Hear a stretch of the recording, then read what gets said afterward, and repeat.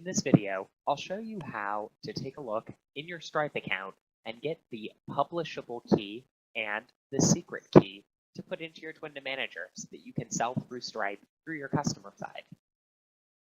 First, you'll log into Stripe. Here's your dashboard. On the left-hand side, there's a button that says API. Click on it. Then, when the API keys come up, here at the top of this section, you'll see it says Viewing Test API Keys. Toggle to view live keys.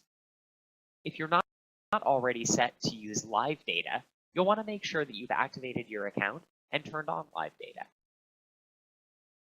If you have, this will actually have a switch that allows you to switch to live data. Before you grab your keys, make sure that you're selected on live data.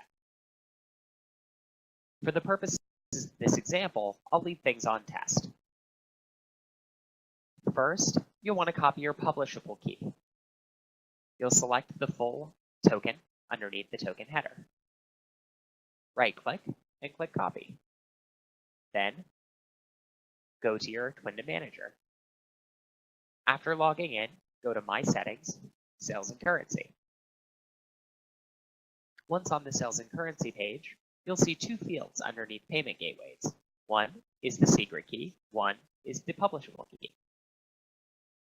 Go ahead and paste the publishable key in the publishable key field. Then, go back to the Stripe window, and for your secret key, you have to click Reveal Key Token. If this is the live key, it should say Reveal Live Key Token. After clicking the button, simply copy the token from the secret key field, go back to your Twindom Manager, and paste it into your secret key field. Once both of these are filled out, go ahead and click the Save Settings button on the upper right. If you did successfully copy the live keys, you'll get a green message that says the account has been saved.